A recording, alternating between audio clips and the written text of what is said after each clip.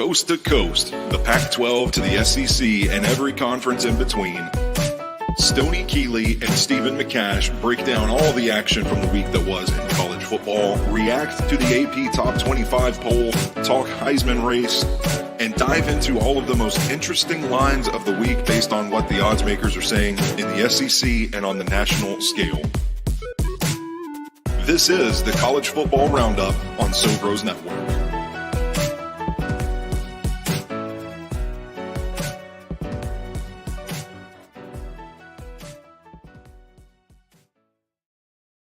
Welcome back for another episode of the College Football Roundup right here on Sobros Network. I'll be your host for the show, the EIC at SobrosNetwork.com. Mine's right, ass is tight as we tackle episode 7 of the 2024 season. Oh, my name's Stoney Keeley, by the way. I was supposed to say that when I said I'm the EIC at SobrosNetwork.com. But listen, it's been a couple weeks, a little rusty. Life happens, people get sick, work gets busy. It happens, okay? We are back in the saddle again. We're looking to get into all of the college football action.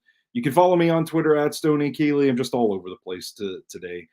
Got the utility man from Sobros Network, Stephen McCash, with me. McCash, how are you doing on this fine Wednesday? I don't have COVID. That's good. Anymore, so that's a plus. My team didn't play last week. So I didn't have to be a part of Upset Saturday. Mm-hmm. So feeling pretty good this week. It was rough Saturday for an Alabama fan, and I don't even know. I don't think MTSU played last week. I've kind of given up. Like the Derek Mason era is off to a pretty unimpressive start so far. The team is not looking very good, and they've got Louisiana Tech this weekend. I'm not feeling it. I'm not feeling it this season. Maybe I need to come around a little bit more, let things gel. But a lot of upsets to talk about, man. 5 of the top 11 teams in the AP poll last weekend were upset on Friday. Some real shockers in the bunch. At least one of these, I'm going to say not so shocking, but there were some pretty big surprises in here, McCash. We're gonna break them all down. If you're watching live with us on YouTube, Facebook, Twitter, wherever you are, hop in the comments. Let us know what you think about last week's action and what you're looking forward to for the week to come. But I think the natural place to start this week, McCash, is with our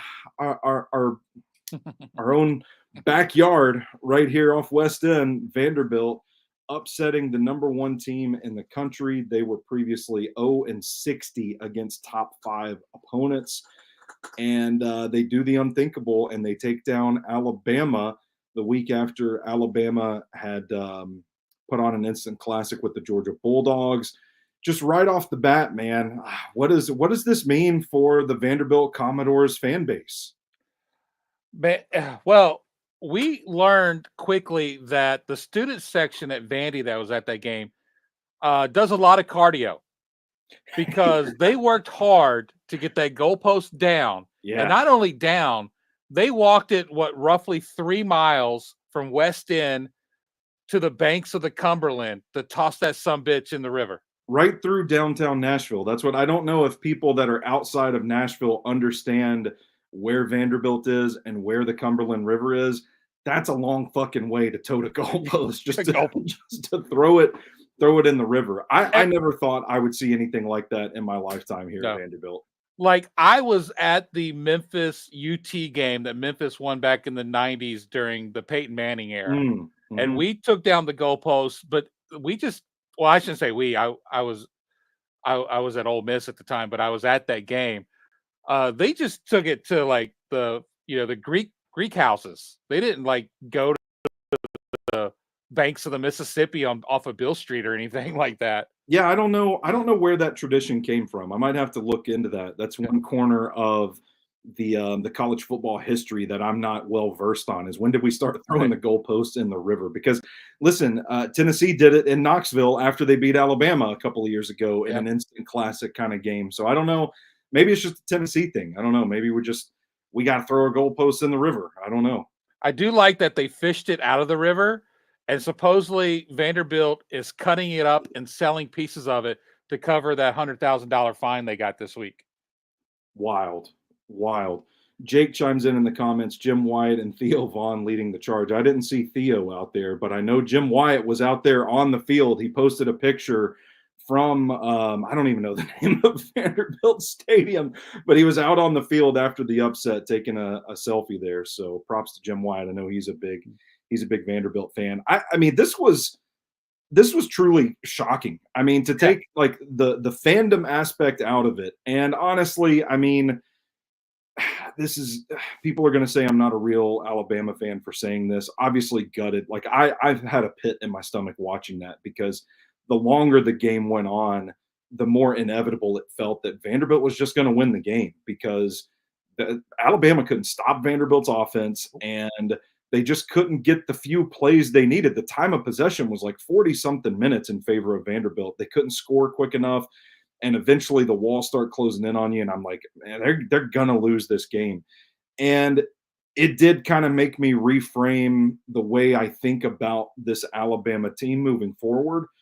We'll get to that. But at the same time, I've known a few Vanderbilt fans in my days, and I'm happy to see them happy, because I know they've eaten shit for Forever. so that a moment like this is something that most Vanderbilt fans, I would assume, you're going to treasure for the rest of your life. Like, Vandy fans are going to be talking about this game for decades to come. It's not going to be forgotten easily, but the football aspect of it, what do you think Vanderbilt did so well to ensure this victory?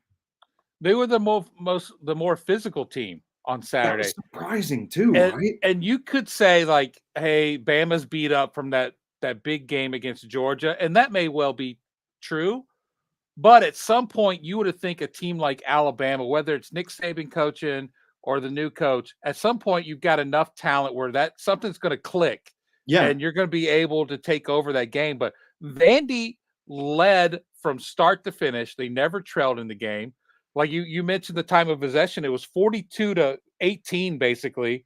So that's a 25-minute disparity in the time of possession. And then if you can't get off the field on third down, you're in a rough place for the game. And Vandy went 12 of 18 on third down.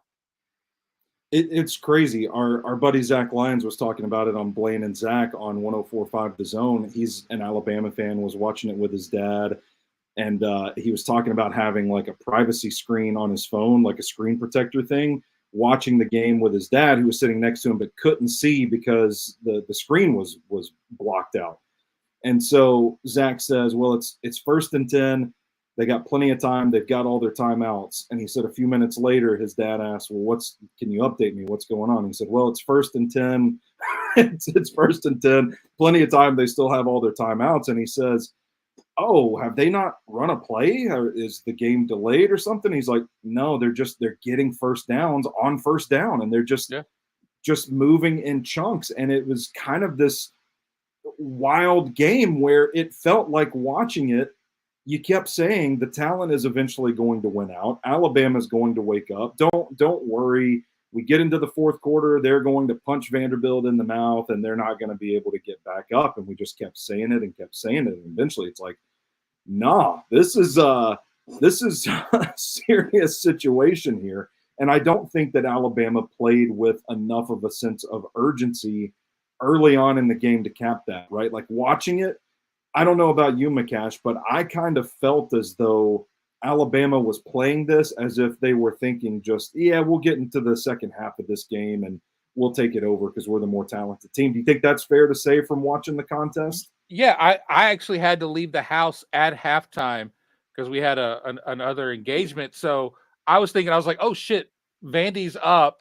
What was it? 23-14. They're up 9 at the half. They got like a last second score, minute score, whatever. And I was like, okay, they'll make Bama will make the adjustments at halftime. They get the ball first in the second half. I was like, they'll cut into this lead by the fourth quarter. Vandy will run out of gas at some point, and that didn't be the case. So what happened for me? me and the wife go out to dinner. And then there was a theater here in Memphis that was showing the original Nightmare on Elm Street on the big screen. Okay. And I'd never seen it on the big screen because I was too young to see it as a kid.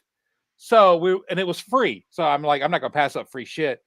No. And so we go, and I'm in my row, and I've got my phone out, and I've got YouTube TV pulled up, and I was like, holy shit, Heather. She's like, what? I was like, Vandy's still winning. It's the fourth quarter, and they're still winning. And then a couple shows up on our row, about 5-6 seats down, and the guy says to his wife, holy shit, Vandy's about to beat Bama, and they're the number one team in the nation. And I just show him my phone that I'm watching it. And then the movie starts, and me and him would like look at each other every now and then as we're sneaking to catch the end of the game. And then finally I had to just like tap on my Apple Watch and open the ESPN app so I could keep up with the score and the time. Yeah. And I was like, oh my God, this is really fucking happening. It was monumental. I mean, absolutely shook college football to its core. I got to say, man, Diego Pavia, the quarterback for Vanderbilt, how impressive was he? I mean, you talk about a program really taking on the identity of its star player. This guy's a dog, and it felt like the energy on that team, guys were just feeding off of that, and he was good on Saturday against Alabama. He's been pretty good this season. You mentioned it to me, but Vanderbilt's pretty close to being undefeated if you look at their schedule. So within that context, let's not go crazy and talk about the college football playoff or anything like that. But what is the ceiling for this Vandy team now that they know they can slay the dragon? Yeah, I mean, they get another chance at a number one rated team in Texas in 3 weeks from today, or this weekend, rather. But they have Kentucky this weekend. It's in Lexington, and they're a big underdog in this game. But I don't see this Vanderbilt team having a letdown after a big win like that. Because they've been consistent, and people are going to say, "Oh, but they lost to Missouri, they lost to Georgia State." I mean, you still saw that. Well, they shouldn't have. First of all, yes, they should be 5-0. And then if they are 5-0, we're talking about Vanderbilt being a potential playoff team, and that's crazy. But I mean, you still, even in the losses that were nail biters, close losses, you still saw the identity of this team, and it just they don't look shakeable at this point. It just kind of looks like this team has taken on the identity of its quarterback. They're scrappy, they're underdogs, they're going to fight. And I don't know, man, that's a good trait to have in a college football team. And I think this could end up being a surprise team. I think a bowl game is definitely on the table for this team, Absolutely. Which we didn't know after they lost to Georgia State, if that would be the case. But I mean, 3 more wins are pretty easy to find when you think about how well this team played against Alabama. So me personally, I think this is kind of putting the SEC on notice that this is not the same old Vanderbilt. And if they keep playing the way that they've played, not just against Alabama, but through all 5 of their first games, man, this is going to be a tough out for teams in the SEC. It paints these games against like Tennessee and Kentucky and South Carolina and even Texas in a bit of a different light. Yeah, but luckily Texas has to come to Nashville, so let all the Longhorn fans come to the West End. Yeah, that home field advantage. But I have to give props to Clark Lee, because I've heard interviews from this past week where he has admitted he sat down and kind of looked in the mirror at himself as like, I have to change the way I coach and change aspects of the way I do things. And he's showing dividends for that change. And you don't see a head coach of any major sport, whether collegiate or pros, who is that open about like, hey, I've made mistakes in the past and let's make some changes.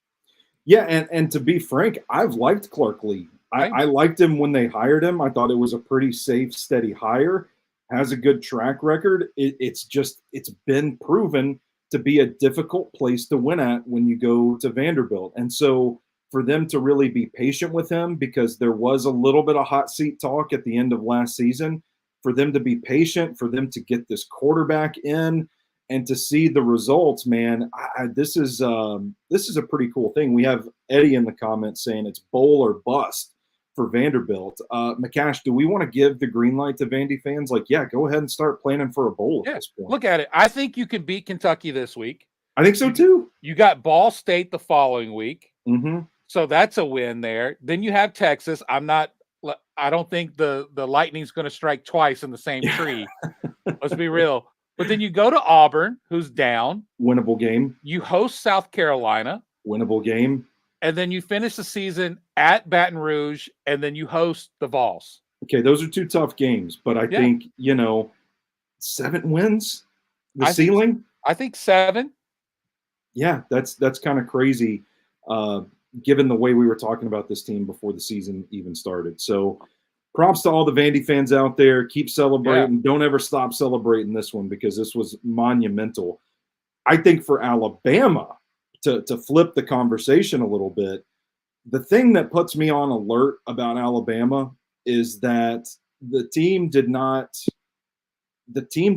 play as good of defense as they played in their first few games. And it was kind of a schematic issue. I mean, Vanderbilt seemed to know what Alabama was going to be doing. And if you've got holes in your scheme like that, I don't know how you fix it without some like wholesale changes in the middle of the season. I don't think they're going to be pressing the panic button or anything, but I think at the very least, my takeaway from the Alabama side of this upset is that you got some problems on defense, and Vanderbilt might have just given teams the blueprint on how to attack this defense. What's your level of concern for the Crimson Tide moving forward, McCash? I'm not that concerned about them. I mean, this is a game that, you can look at it as a fluke win, and I get that. But if you look at the rest of their schedule the rest of the way, they have a 3-week span where they go head-to-head with 3 ranked teams in the SEC with Tennessee, Missouri, and LSU. But they've got some easy, winnable games kind of splattered throughout the rest of the season with South Carolina this week. And then after that 3-game stretch, you take on Mercer. I mean, Mercer's no Vanderbilt, baby. So you should win that game. Yeah. Jake, go ahead. Finish your thought. I was going to say, whether or not they get back to Atlanta for the SEC championship game, I really have a hard time thinking that's going to happen at this point. Crowded field. But I do believe they are still firmly in the 12-team playoff race. Jake says Bama about to take belt to skin against South Carolina. Yeah. So we'll see. We'll see. Eddie chimes in again. Genuinely, though, this program needs to beat UK. The boosters are ready to pull the trigger if this team can build. We'll talk about that game a little bit later because it is in our list of games to preview this week. Let's talk about Arkansas. Let's talk about Arkansas and Tennessee. The Razorbacks hosting the Volunteers. Another monumental upset. The Vols were 2-touchdown favorites in that game, so not as big of an upset as the Vanderbilt upset, but this was a really interesting game because you kind of knew what Arkansas would want to do in this game. It was drag the Vols down into a knife fight in the mud, just muddy that bitch up and grimy it up and slow them down and control the game, beat them up, that sort of thing. And you knew that going into the game, and you still thought, well, Tennessee will expect it. They'll adjust. It's going to be a hard offense to contain. Vols defense has been playing better. No. They're not going to be able to do what they want to do. And then Saturday night, the clock struck, and they did exactly what they wanted to do. Yeah. They were physical. They beat Tennessee around the field. I thought Landon Jackson was great, the edge rusher that has NFL aspirations for the Razorbacks. And the end result, hey, Arkansas flat out punched Tennessee in the mouth, and Tennessee could not answer the bell. What do you think this says about the Tennessee program, McCash, where they're at right now? Are they still among the national championship contenders? It's hard for me to say national championship. But I do believe, like Alabama, they're firmly placed in that 12-team playoff race as of right now. But they still have to take on Alabama and Georgia. Yeah. Those are their two biggest matchups the rest of the year. I mean, granted, they got Florida this week. That's a huge rivalry game, and I do believe Florida will be up for that game. But I do believe, since it's in Knoxville, Tennessee will get the win, and I'm sure we'll talk about that later as well. But with that said, this game showed that Nico is a true freshman. Yeah. He wasn't able to throw the ball downfield despite his efforts to try to do so, but he wasn't able to connect on any long passes. Yeah, and that game or the clip where the clock's running out and he runs the ball out of bounds, it's just real lack of awareness there, lack of maturity. I know that went viral. People were kind of grilling the kid over his decision not to throw the football, but his inexperience did show up in several ways like that. We talked about the effect the upset could have on Vandy. What do you think the effect that the upset could have for Arkansas? I mean, can they springboard this into anything further? I mean, they do have a tough schedule the rest of the way. They are 4-2 right now. I do believe they have the games on their schedule to get to that 6-win crash and be able to make a bowl game. But when you've got LSU, Ole Miss, Texas, and Missouri still on your schedule, it's rough. Now, I do believe you can beat Missouri and I'm sure we'll get into this later, but Missouri is a fraudulent team and has no business being ranked right now. And I said that at the beginning of the year. I was not big on Missouri at all. You did. So, yeah, I do believe Arkansas, because their head coach, too, was on the hot seat as well. We talked about earlier this year, especially bringing in Petrino, your old head coach. But I do believe that win kind of solidifies, their head coach sticking around another year. I was going to ask, did this win save Sam Pittman's job?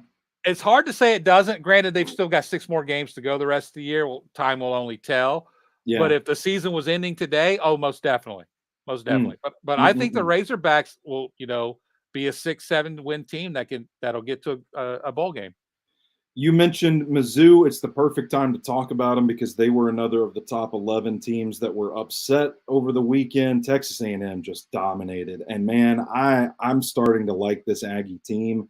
Since the loss to Notre Dame, they seem to have really kind of gotten right. And I'm not – listen, I was high on Missouri coming into the season. I thought they had a lot of talent, a lot of experience. They were going to run it back from a season ago.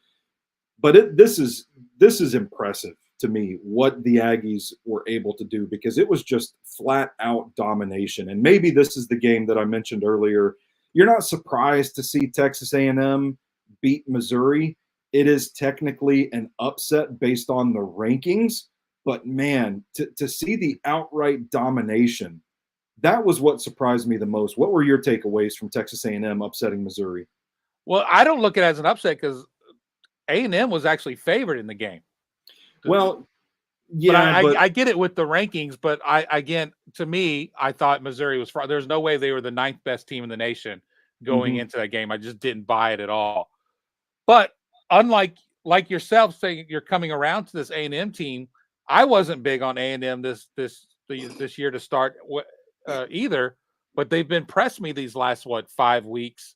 They've been on a run. I mean, they've either blown people out or they've had some closer games. But when I saw that they were up 24-0 at the half, I was like, holy shit. I expected A&M to win, even won money off of them, but I wasn't expecting a 31-point victory. Yeah, and I think it exposes Missouri a little bit. And like you said, I think it kind of opens the door for, hey, this team wasn't as good as everybody thought they were going to be. And now maybe it is, the Vanderbilts. Well, they've already played Vanderbilt and beat them. That's a bad example. But the Arkansas and those types of programs that might look at this and say, you know what, we've got a shot against these guys after all. So I think it was a pretty damning game for the Tigers that when we're talking about the 11th and 12th teams getting into the playoffs, I don't know how you shake something like this from your memory. Washington upsets Michigan. Another case. Do you have a thought on Missouri real quick before we move on? Okay. No, we've talked enough about Missouri. Washington's favored by 2.5 in this game against Michigan. So again, technically not an upset per the sports books, but Michigan was a top 10 team. Washington was not ranked. They'd already lost 2 games. You kind of look at that number and you think, well, why would the Huskies be favored over Michigan to begin with? But seeing how this Michigan team has been inconsistent and kind of struggled on the offensive side of the ball, having to travel to play Washington on the road, man, I don't know. I started looking at it like, yeah, you know what? There might be something here. I put my money on Washington to cover. They end up winning by 10, if I'm not mistaken. A pretty convincing win for the Washington Huskies. What's going so wrong for this Michigan program? Where do you see them doing a little bit of soul searching right now? Well, it's a rebound. I mean, it's a rebound, but it's mainly a rebuild year. Excuse me. After the national championship, you lost your head coach. I don't know percentage wise of how much of your previous roster you lost, but you lost a good portion of it. So you got a new coach, bringing in new players, his own regime. It's going to take time, and we talked about that earlier in the year. Again, like Missouri, I just did not think Michigan was the 10th best team in the nation at any point this year, just because of how much they lost. They were only ranked what they were ranked because of what they did last year, which is why I hate preseason rankings to begin with. Yeah, I'm with you. But man, kudos to Washington, because as you mentioned, they were favored. I still thought Michigan had enough to sneak out this win. I didn't touch it at all. But Washington, at 2-1, it's not that far looking from the top of the Big Ten standings. Yeah, I mean, they might be starting to gel in their own right, like we've talked about a lot of teams doing this time of year is when you start figuring out who you really are. The last upset that I want to touch on is Minnesota upsetting 11th ranked USC. Man, I love Minnesota. I think they play a brand of football that travels. And for USC, I just don't think they could match that physicality. I don't think this Trojans team is really built for a dogfight the way that we thought they were going to be that opening week against LSU, when we were saying, hey man, they finally got some dog in them. They finally, have a little bit of toughness, a little bit of physicality.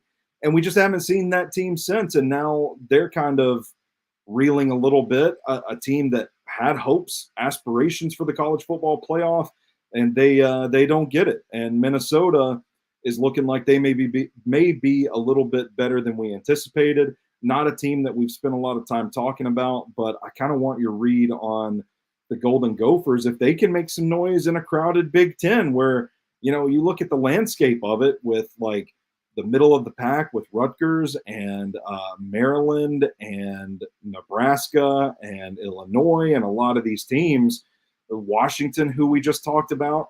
Not saying that they're going to go on a run to the Big Ten championship, but I mean, this could be a feisty team that can make some noise. Where do you see them in the grand landscape of the Big Ten?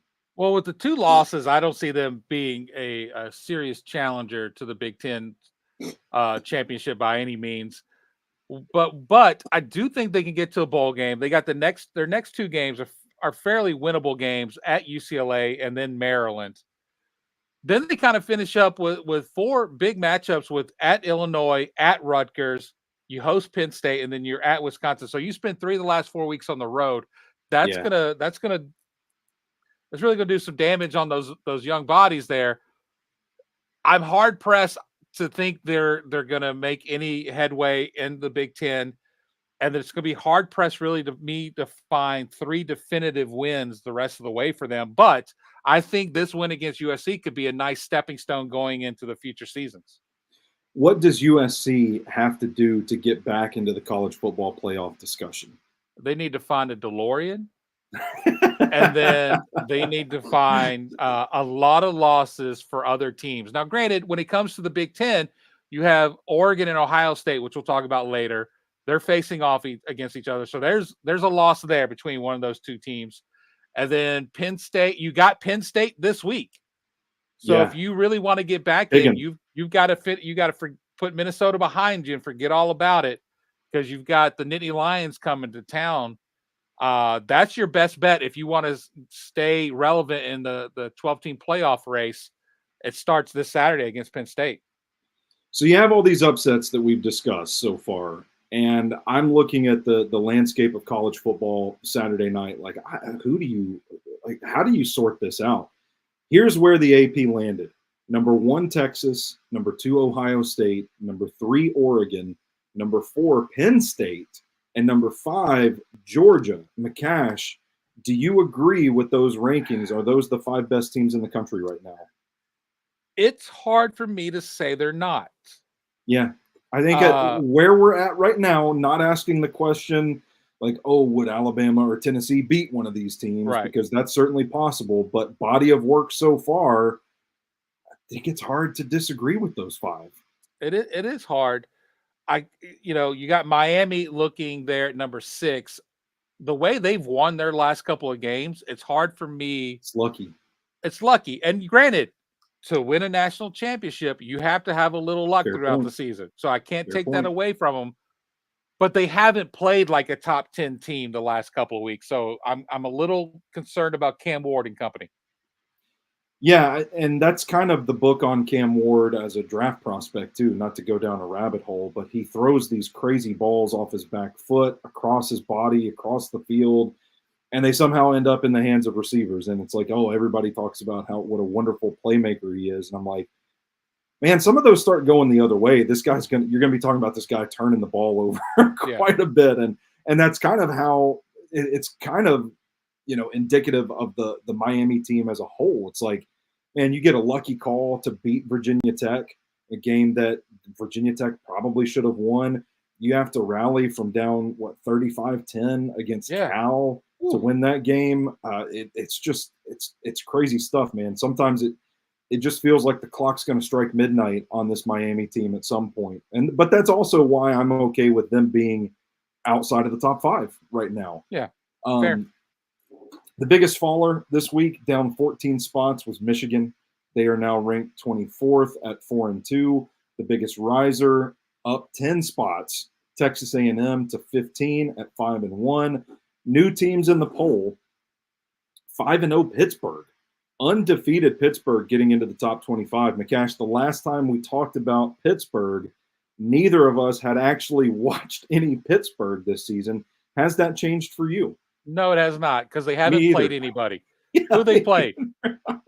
You haven't. I couldn't even tell you. I'm looking at their schedule. They beat Kent State. Who hasn't? Yeah. They beat Cincinnati. They beat West Virginia. Youngstown State. They put up 73 on Youngstown State. I couldn't tell you where Youngstown State is. It's Ohio. That's what I thought. And then North Carolina. But North Carolina has proven that they are not any good. Yeah, I agree with you there. I think that's a 5-0 that is I feel like they're going to get a blemish here pretty soon. But they don't play anybody to a blemish them is the problem. They host Cal. They host Syracuse. Syracuse could get them. Cal could get them. They travel to SMU. So they lose that one. SMU has proven me wrong this year by the way they played. So. Well, speaking of SMU, they're the other team making its debut in the AP Top 25 this week at 5-1. They are now in the fold as well. Any disagreements with that?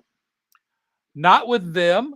I have a bigger disagreement with Pitt being there because Navy should be ranked. If you look, it's a crying shame that they're not. If you look in the others receiving votes category, ranked 28th, 29th, and 30th respectively, you have Navy, you have Army, who's also undefeated, and then you have Vanderbilt getting a couple of votes for the AP Top 25. So that's pretty interesting. But what do you think it is about these Navy and Army teams? Like, nobody seems to be talking about them. They're both undefeated. They both looked really good. It kind of feels right now, the way that they're playing, they're on this collision course in the American Conference. What do you think it is about these two schools that people just aren't really tuning into right now? I haven't watched enough Army to give a true answer, but I did watch them this past week, and they're a traditional triple option team. They're gonna run the ball to death on you, and good luck trying to stop it. But when it comes to Navy, they've got this quarterback who can just do it all. He loves to run the ball. They do a triple option as well, but then he also can throw the ball, and he does it very well. which is unusual for that program. Very unusual. Hence why they beat Memphis, because they just smacked us in the face and we didn't know what to do with it. But I have felt better since that loss by watching them just manhandle everybody else they've seen. Yeah. And the thing is, they're not winning close games. They're beating the hell out of everybody. Now, granted, the Memphis game was closer, and they got a pick 6 at the end of the game to stretch it out to 12, but that was a one-score game. Everybody else, they've beaten by 20 plus. That's wild. And so probably should be in the top 25 ahead of Pitt. I agree. And they've got Notre Dame coming up in 2 weeks or 3 weeks. So man, what if they beat Notre Dame? Army still plays Notre Dame too. Yeah. What if we had it all wrong and Navy is the team that gets the group of 5 bid for the college football playoff? As a Tigers fan, I'd be disappointed, but at the same time, I would be ecstatic to see this. That would be nuts. Outside of Memphis, being able to right the ship and get into the AAC championship game, if I got Navy versus Army 2 weeks in a row, that would be amazing. Man, and I mean, these big programs, they hate prepping for these option teams. Do we want to be the first college football podcast on the internet to ask, can Navy win a national championship? Okay, let's think about it. Let's go there. The top four ranked conference champions get the bye. Yeah. That doesn't mean the Power 4 automatically give buys. Yeah. So your Mountain West champion, whether it's UNLV or Boise, looking like Boise, or whoever comes out of the AAC, could potentially be higher ranked than whoever the Big 12 champion is. So they get a bye. Yeah, it's not looking good for the Big 12 right now. No. So crazier things have happened. Because Vanderbilt just beaten Alabama. So crazier things have happened. I could see a scenario where you give Navy earns a bye. You don't give it. They earn a bye. And then somehow, depending on how the matchups goes, you could see them sneaking out a win or two to get to that national championship game. I mean, I'm just saying, hey, look at how Vandy played Alabama over the weekend. You don't think an option team going against that Alabama defense, controlling the time of possession, it might have a shot? I'm just saying. It's kind of crazy to think about.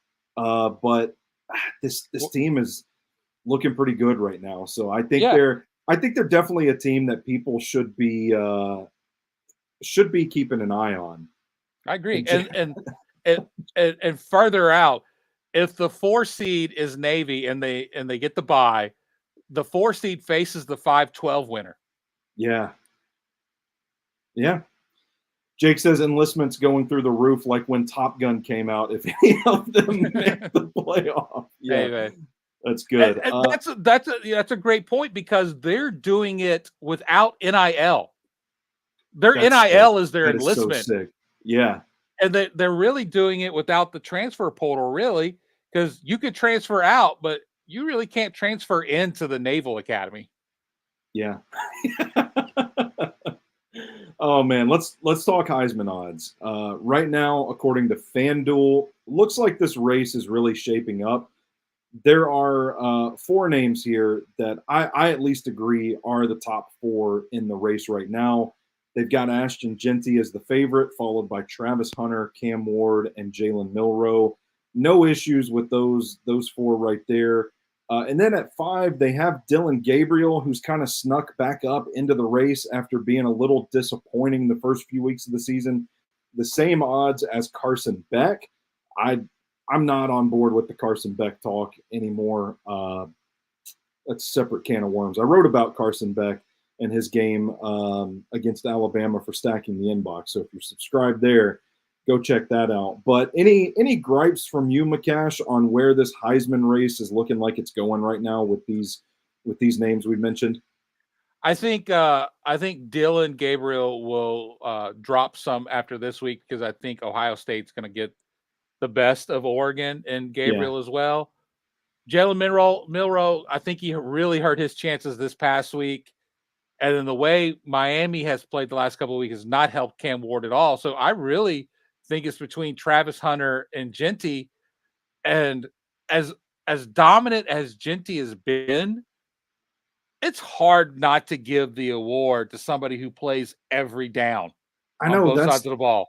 That's the thing. And now, I mean, I don't know if we'll talk about Colorado as a team in a second, but I mean, they are winning games. They are 4-1 at this point, and he's playing both ways.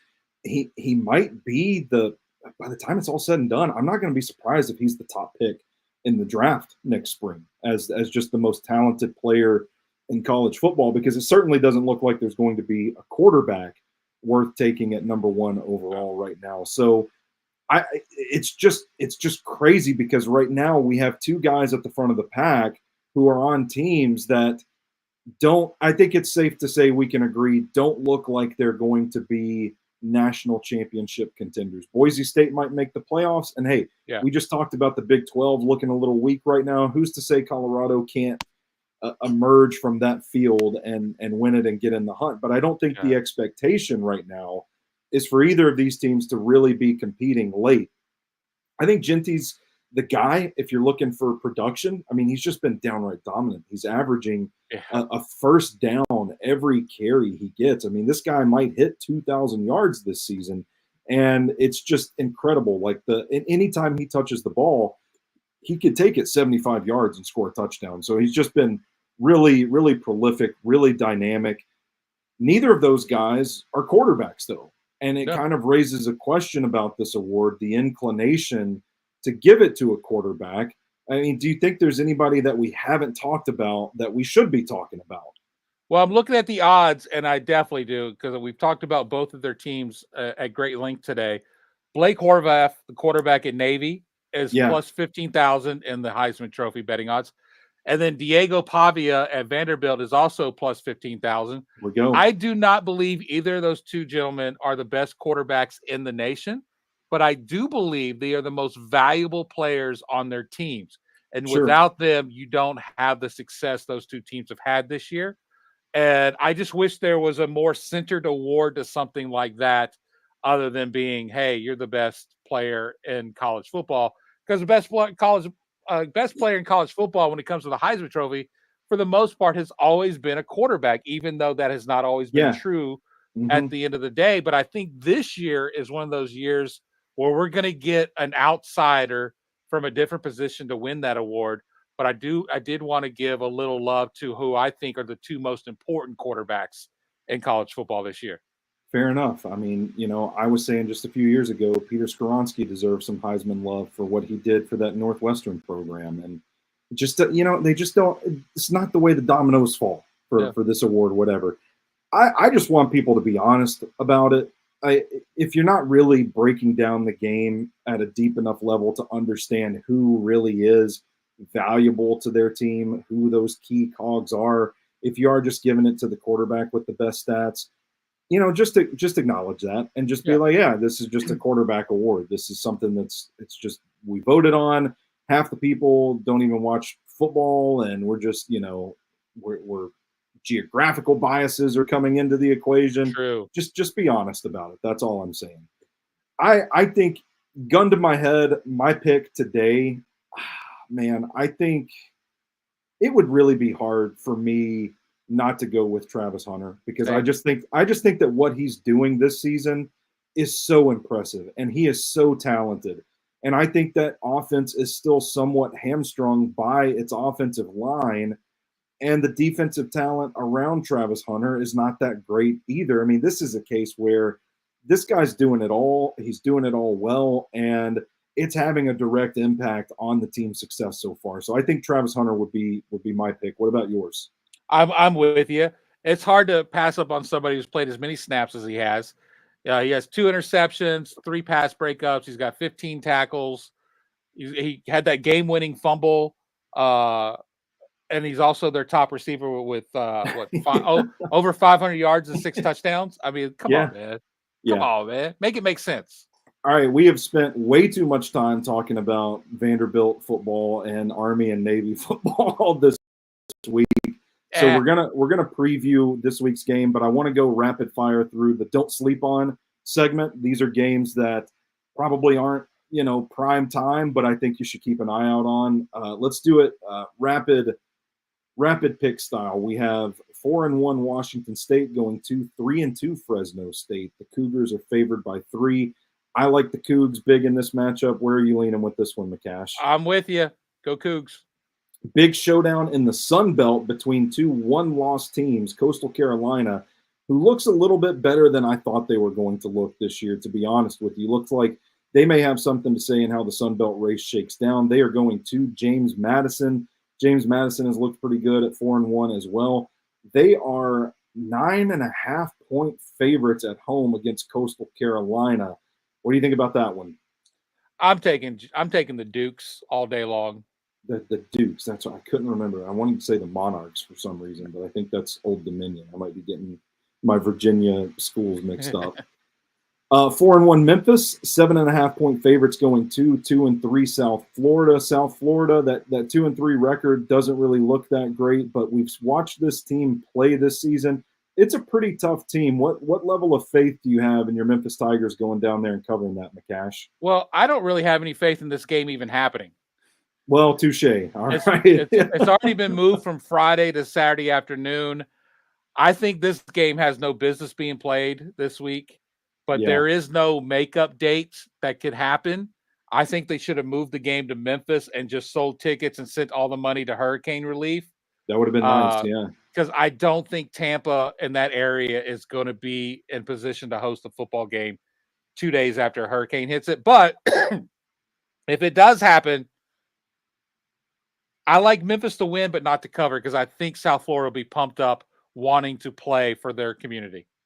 Fair enough. We got a surprisingly important contest in the ACC as 4-1 Virginia hosts the 3-2 Louisville Cardinals. Louisville, disappointing 2 losses on the season so far. They're favored by 7.5 points. I'm really scared of this one, McCash, because Virginia is a high volatility kind of team. They've had a few of those team of destiny things that we talked about for Miami. They've had a few of those things go their way in regards of takeaways and, rallying 18 points in the fourth quarter to beat Boston College last week. I think the Cardinals are a much more stable, steady, consistent team. They are going to be looking to get back into the ACC race. I trust them to kind of take care of the football a little bit better, and that's going to be the difference in this one. But that 0.5 point to me is tricky because I do think Virginia can score some points with Louisville. So I don't know. My gut says stay away from this one, but do you like either side? I will stay away as well, but if I was to bet on this, I would take Virginia in the points. Yeah. I think Louisville's had 2 rough games back-to-back that's kind of, for me, showed me who they truly are. And they've got a rough schedule the rest of the year, so I would go Virginia this way. It's a big game in Iowa this weekend between 2 lost Big Ten teams. The Hawkeyes are 2.5-point favorites, hosting the Washington Huskies coming off of a big win against the Michigan Wolverines. This kind of feels like a spot where the loser of this game is probably going to be reeling a little bit. They can kind of shut down shop for the season in terms of a Big Ten title. But whoever wins this one might have a little bit of new life as we go down the stretch this season. You back in Iowa at home, or do you think the Washington Huskies keep the success going and cover this 2.5-point number? I'm riding the Huskies in this one. I just think they have too many weapons on offense for this Iowa defense. So I will take Washington. Oh, catching points? Yeah, give me Washington. Okay. All right. 18th ranked Kansas State, 4-point favorites on the road at 4-1 Colorado. So here's where we talk about the Buffaloes, who are, I'll say, a surprising 4-1 at this point. I don't think their schedule has been anything particularly impressive, but hey, they've won 4 of the 5 games that they've played. 4-point underdogs at home to a Kansas State team that has looked really good at times this season. And they've also looked inconsistent at times as well. Where do you see Colorado in this spot? Is it going to be a wake-up call for the Big 12 conference race, or do you think they can hang with the Wildcats?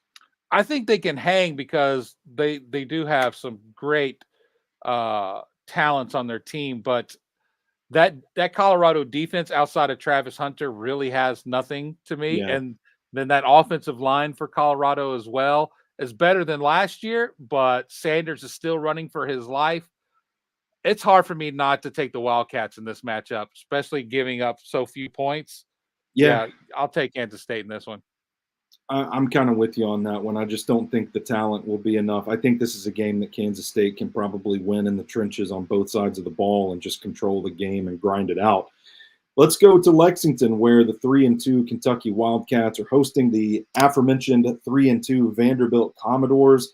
At the time I jotted my notes down, Kentucky was favored by 14 points, 2 touchdowns. Since then, I know that number has been bet down to Kentucky by 13.5. Numbers seem a little big to you, considering what Vanderbilt just did last weekend? This seems like such a trap game. Like Vegas knows something we don't know. Yeah. But maybe I'm just still drinking the Kool-Aid. But I don't want the points. I want Vandy straight up. Yeah, I'm kind of with you. That's the temptation right now. Anyway, I mean, I don't know. Like, is the question whether or not Vanderbilt can replicate the effort it took? Because I think they can. I think we've seen them play with similar effort throughout the season. I think Diego Pavia, like we said, like the team seems to take on his mentality. And you know what? This Kentucky offense just doesn't scare me the way that Vanderbilt is scoring points right now. If they can score on Kentucky's defense, I think this is going to be a close game, and I think they can score on Kentucky's defense. So I'm taking the Doors. We're gonna ride the hot hand with that one. Let's get into our top 10 games of the week. We have 3-2 Arizona. A bit of a disappointment at 3-2. You think it's fair to say for Arizona? Yeah, that's fair. They are going to 14th ranked BYU, who I think has quietly been one of the most complete, consistent teams in college football this season. The Cougars are 4.5-point favorites. I like the home team to take advantage of Arizona's propensity to turn the ball over and make mistakes on offense. I think BYU is going to smother Arizona in this spot, but what hope do you give Wildcats fans to get back into the Big 12 race? I don't give them any chance because BYU, I think to me, next to Navy, might be the biggest surprise in the college football landscape this year because they weren't on my radar at all coming into the season, and they may be the reason why the Big 12 gets a bye in the playoffs because they run the table. I'm looking at their schedule, and outside of Utah, which does not scare me at all, they're not tested the rest of the way. Yeah, gonna be really interesting to see that race shake down because right in front of them at 11, Iowa State, the current top team in the Big 12, 3-point favorites going to 3-2 West Virginia. We know Morgantown's a tough town to play in. West Virginia's been a tough team this season, just hasn't been able to finish in a couple of games. The Cyclones, 3-point favorites on the road. What do you think about this one, McCash? I'm like you. It's tough to play at West Virginia. It's going to be a close game, but I have to lean towards Iowa State. I think they've got a great quarterback in Rocco Beck. They still got a great running game that they had from last year. So I think they've got enough firepower to get the job done and stay undefeated right there with BYU in the Big 12 standings. So yeah, I'll ride the Cyclones in this one. All right, who do you have? Let's go to Jerry World for the Big 12 championship. If the season ended today, Iowa State, BYU. BYU. They've just been so impressive this year. It's hard for me to go against the Mormons. Yeah, I'm kind of with you, man. This team's been kind of fun to watch. We talked a little bit about Pitt earlier, how they haven't played anybody. They're 3-point favorites at home, hosting 3-2 Cal. Cal coming off of that just crushing letdown where they should have beat Miami on their home turf. I like the way this team plays defense. I don't think Pitt has played anybody just yet. I think there's a good chance that Cal not only covers this number but wins the game outright. Where are you with this one? I'm the exact opposite because really? I think Cal is showing the difficulty of being in a new conference this year because they are having to go east to west, west to east. They've already did back it with Florida State. And now they're doing it again with Pittsburgh. So I think that starts to take a toll on you because you're basically preparing for a game on a short week because of how much travel is being taken into consideration. So I like Pitt being rested at home because they played North Carolina last week and didn't have to travel far to get to Raleigh from Pittsburgh compared to what the Bears are doing from Berkeley to Pittsburgh. So I'm with Pittsburgh to get the win here and cover. Going back to the Big 12, 16th ranked Utah on the road at Arizona State. The Sun Devils are 4-1. The Utes are 6-point favorites in this one. I think Arizona State can move the ball pretty well on offense. I think they're a little ahead of schedule on their rebuild. Not a team that I would have foreseen being 4-1 at this point. Even though they're at home, I don't think they're ready for a win of this caliber just yet. I think Utah pretty steadily handles business here. Where do you see this one shaking down? I again disagree. Okay. I do not believe in this Utah team as much as I did at the beginning of the year. Cam Rising is nowhere to be found for the most part. I love the offense that Arizona State has, and I think they can put up points against just about anybody. So I'm going to take Arizona State to help the state of Arizona finish the season 2-0 against Utah. Alabama, 21-point favorites hosting South Carolina. Do they get revenge? Not revenge. Is this a get-back game, a get-right game for the Crimson Tide? Look, let's be honest. That line is not high enough. Alabama is going to – I don't have the words I want to use, so how much they're going to cook up some cock. But, but yeah. Let's just say Alabama rights the ship and gets back on the winning ways. Tennessee also looking for a rebound in the SEC. They are 15.5-point favorites hosting a 3-2 Florida squad. Florida won me some money last week. I liked them in that matchup against UCF. Don't look now, but Billy Napier's squad showing a little signs of life right now at 3-2. A guy that is coaching for his job week in and week out.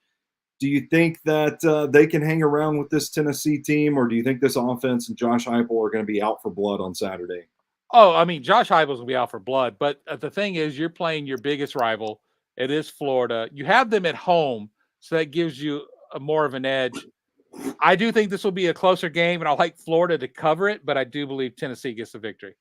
I agree. I agree wholeheartedly with you. Number 4th ranked Penn State going out to Los Angeles to take on 3-2 USC. The Nittany Lions are 5.5-point favorites. I like Penn State in this one. I think they can be the more physical team, and we've seen that USC has kind of folded against the more physical teams. I like the way this Penn State team is playing offense. I feel like we get to a point every year where we say, oh man, maybe this is the year that James Franklin puts it together. And now here we are. They're ranked number 4. It's October, and we're saying, hey, maybe this is the year that James Franklin can put it all together.